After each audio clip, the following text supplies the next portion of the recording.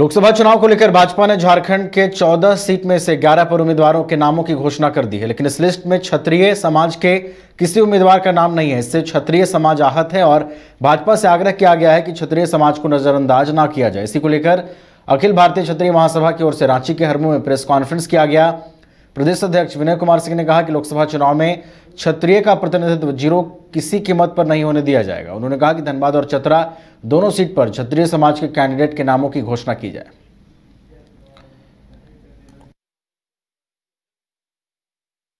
लोग चाह रहे हैं तो सीट 14 सीट एनडीए की झोली में जाए, लेकिन हम लोग की अनदेखी नहीं किया जाए इस समाज को। हमारे नेता माननीय विधायक कमलेश कुमार सिंह जो उसी लोकसभा क्षेत्र के अंतर्गत जो पलामू आती है वहीं के वासी हैं, रहने वाले हैं, लोकल उम्मीदवार भी हैं और पहले से दो बार विधायक भी रह चुके हैं, मंत्री भी रह चुके हैं, जनता के काम भली भांति करना जानते हैं, सुयोग्य उम्मीदवार हैं। इस पर सही निर्णय हम लोग अपील कर रहे हैं आज आपके माध्यम से, इस प्रेस के माध्यम से या पत्र के माध्यम से हमारे राष्ट्रीय अध्यक्ष बीजेपी के शीर्ष नेताओं से। गढ़वा विधानसभा क्षेत्र के मेराल प्रखंड को बड़ी सौगात मिली है। पेयजल और स्वच्छता और उत्पाद और मद्य निषेध विभाग मंत्री मिथिलेश ठाकुर ने मेराल प्रखंड के बंका हाई स्कूल के मैदान में 1 अरब 45 करोड़ 73 लाख रुपए की योजनाओं का शिलान्यास और उद्घाटन किया है। इनमें विभिन्न विभागों के 1 अरब 38 करोड़ 17 लाख रुपए की लागत से बनने वाली योजनाओं का शिलान्यास और उद्घाटन किया गया। मौके पर कार्यकर्ताओं और ग्रामीणों ने मंत्री का भव्य स्वागत किया। में आज 138 करोड़ की विभिन्न योजनाओं का, इसमें सड़क निर्माण, पेयजल, भवन निर्माण और जो जिला योजना की भी उसमें कुछ योजनाएं हैं, करीब 1 करोड़ सवा करोड़ सभी से और बहुत सारे जो हमारे भूमि संरक्षण विभाग के तालाब और लीड बोर्ड सब मिला के 138 करोड़ की योजनाओं का शिलान्यास और उद्घाटन भी हुआ। तो ये कहने में मुझे बहुत गर्व होता है कि ये दो जेएमएम नेता सुप्रियो भट्टाचार्य द्वारा भगवान बिरसा से हेमंत सोरेन की तुलना किए जाने पर नेता प्रतिपक्ष अमर बावरी भड़क गए। हेमंत सोरेन की पत्नी कल्पना सोरेन की भावनात्मक अपील और राजनीतिक पारी शुरू किए जाने पर नेता प्रतिपक्ष ने कहा कि उनके पति कोई समाज सेवा करके जेल नहीं गए हैं। अगर वो जनता की सेवा करते तो आज उनको यह दिन नहीं देखना पड़ता। मोदी जी के राज में कोई भी भ्रष्टाचारी नहीं बचेगा।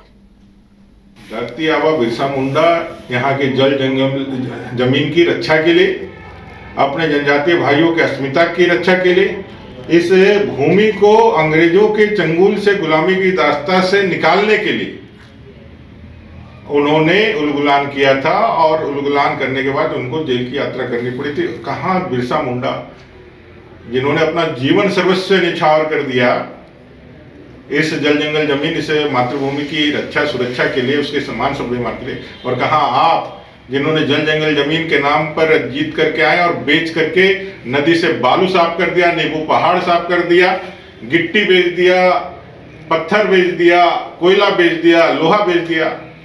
कहाँ एक अमर शहीद और कहाँ चोर, ये दोनों की तुलना कहीं हो सकती है क्या? धरती आबा बिरसा।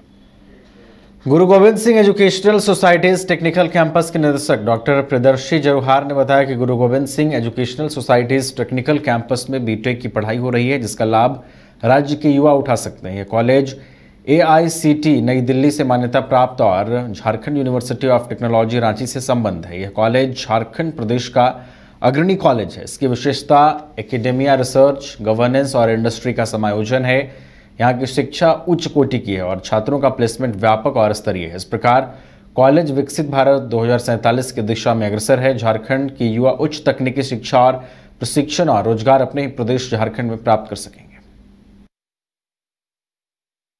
विकसित भारत 2047 की जो कल्पना है, बोकारो विकसित होगा तो झारखंड होगा और झारखंड विकसित होगा तो देश होगा। मैं कहता हूँ अगर झारखंड विकसित राज्य नहीं बन पाया तो भारत भी विकसित राज्य नहीं बन पाएगा।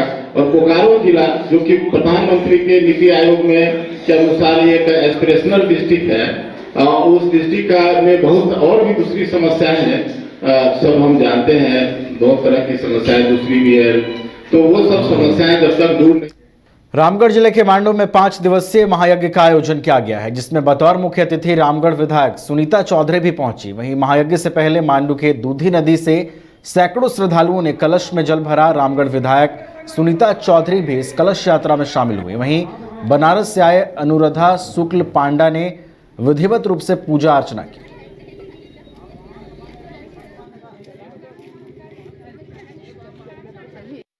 हम यही बताना चाहते हैं कि श्री श्री 1008 शिव पंचायतन महायज्ञ और साथ में रुद्र महायज्ञ का जो यह शुभारंभ किया गया है, इससे हमारा क्या होता है कि हमारा जितने भी हमारे सनातन धर्म के लोग हैं जागृत हो रहे हैं। हमारे साथ में 5 ब्राह्मण और आए हुए हैं अयोध्या धाम से, जो आकर के और अपने सनातन धर्म का प्रचार प्रसार करते हुए भगवान शिव की हम लोग प्रतिष्ठा करेंगे, रुद्र महायज्ञ करेंगे और अपने धर्म का प्रचार प्रसार हो रहा है। तो हम स्वयं को बहुत ही गौरवान्वित महसूस कर रहे हैं कि इसी तरीके से हमारा सनातन धर्म आगे की ओर बढ़ता जाए और हमारे सनातन धर्म का उत्थान होता है। गोड्डा लोकसभा सीट से बीजेपी का टिकट पाकर सांसद निशिकांत दुबे देवघर पहुंचे। लोकसभा की चौथी बार टिकट मिलने के बाद निशिकांत दुबे खुश नजर आए। देवघर पहुंचने पर निशिकांत दुबे का कार्यकर्ताओं ने जमकर स्वागत किया। लोगों का कहना है कि इस बार फिर से निशिकांत दुबे को भारी मतों से विजयी बनाया जाएगा। वहीं लोगों का समर्थन पाकर गोड्डा सांसद बेहद खुश नजर आए।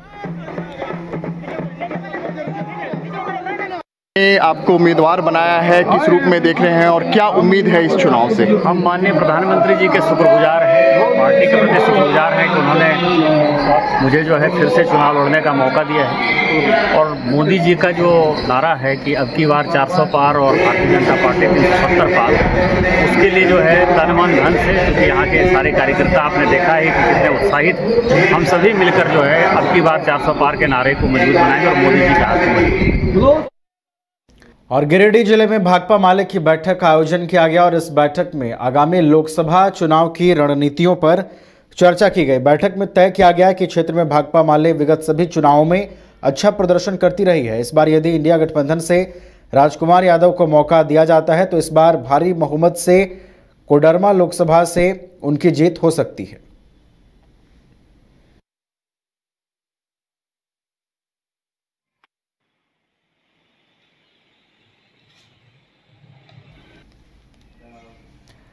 राजधानी रांची के अल्बर्टेका चौक में भारतीय जनता पार्टी रांची महानगर द्वारा विकसित भारत संकल्प यात्रा के तहत मोदी की गारंटी अभियान के लिए शिविर लगाकर आम जनता से लिखित सुझाव लिया गया। मौके पर मौजूद भाजपा के प्रदेश कार्य समिति सदस्य संजय कुमार जायसवाल ने कहा कि इससे में युवा और महिलाएं ज्यादा हिस्सा ले रही हैं और अपने अपने सुझाव पत्र के माध्यम से पीएम मोदी तक भेजने का काम कर रही हैं। इनका यह सुझाव मोदी जी तक जाएगा और मोदी जी इन सुझावों पर विचार करेंगे। वहीं भाजपा किसान मोर्चा के प्रदेश महामंत्री ललित नारायण ओझा ने कहा कि रांची के लोग शिविर में आकर अपने अपने सुझाव दे रहे हैं। इससे यही दर्शाता है कि आम लोगों की कनेक्टिविटी भारतीय जनता पार्टी और सरकार के साथ बढ़ी है।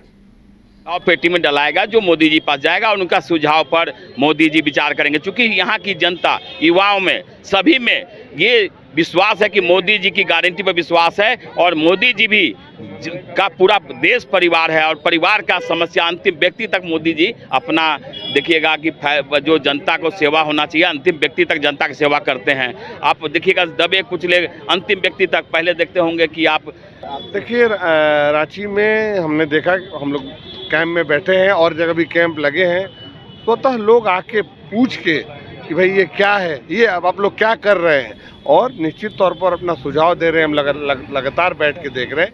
हजारीबाग का रामनवमी विश्व विख्यात है और इसे राजकीय महोत्सव का दर्जा दिलाने की मांग पर सनातनियों की टोली प्रतिमा बनाकर रथ पर स्थापित कर अपनी मांग को लेकर मुख्यमंत्री से मिलने के लिए निकले हैं। लगभग 5 सनातनी अपने हाथों से रथ खींचकर रांची के लिए हजारीबाग से निकले हैं। जगह जगह पर राम भक्तों को स्थानीय लोगों का भी सहयोग मिलेगा। हजारीबाग बुढ़वा महादेव से यात्रा शुरू हुई है जो नगर भ्रमण के बाद रांची के लिए प्रस्थान करेगी। हिंदू प्रचारक अमन कुमार ने कहा कि हजारीबाग की रामनवमी का इतिहास 100 वर्ष से भी पुराना है। रामनवमी जो इंटरनेशनल रामनवमी है, इस रामनवमी को राजकीय महोत्सव का दर्जा सरकार दे, इसलिए इसको लेकर के हम लोग हजारीबाग से अपने रथ परशुराम लला का रथ को लेकर के पद यात्रा करते हुए, रथ को खींचते हुए मुख्यमंत्री आवास पहुंचने का काम करेंगे। हो सकता है 10 या 11 तारीख हम लोग वहां पहुंचेंगे। हमारा दूसरा मांग है कि महुदी में राम भक्तों के शोभा यात्रा पर, श्री राम लाला के शोभा यात्रा पर पाबंदी है। मोदी भारत में आता है ना कि पाकिस्तान में आता है, तो वहाँ पर आपको रामलला को जाने के लिए अनुमति देनी पड़ेगी। रामलला शोभा यात्रा लेके जाएंगे। राजधानी रांची में पुलिस उपाधीक्षक द्वारा कोतवाली थाने में पंडरा ओपी से संबंधित मामले को लेकर प्रेस कॉन्फ्रेंस कर फ्रेंड्स कॉलोनी में हुई चोरी की घटना को लेकर जानकारी देते हुए कहा कि कुछ अज्ञात चोरों द्वारा एक दुकान में चोरी कर ली गई थी। उसी में हमारे द्वारा अनुसंधान और सीसीटीवी फुटेज द्वारा एक अज्ञात का सत्यापन किया गया। उसके बाद इसी के आधार पर 2 और लोगों की गिरफ्तारी की गई। गिरफ्तारी के बाद कुछ कांसा का बर्तन भी बरामद हुआ है। इसके साथ ही पुलिस उपाधीक्षक प्रकाश सोय ने कहा कि सभी अपराधी स्थानीय हैं। चोरी की घटना में है, तो इस चोरी की घटना में आगे उसका फर्दर एक्शन करते हुए हम लोगों ने उसके निशानदेही पे और 2 लोग का भी गिरफ्तारी हुआ। बाद में उनके द्वारा जो दुकान से फ्रेंड्स कॉलोनी से चोरी हुआ था वो सारे सामान भी बरामद हुआ है। इसमें से जैसे कंसा का बर्तन वगैरह, गिलास वगैरह, ये सारा काफ़ी सारा सामान वो ले गए थे और एक आदमी को उसने बेचा भी था, बेचने के लिए भी दिया था। तो दोनों बेचने जिनको दिया था वो भी गिरफ्तार हुए हैं और उनका काफ़ी सारा सामान भी बरामद हुआ है। और बाकी हम लोग इसमें रिलेटेड ये भी कर रहे हैं कि इस तरह का पूर्व में भी जो चोरी की घटनाएं हुई थी उसी में भी हम लोग इसमें जोड़ के संलिप्त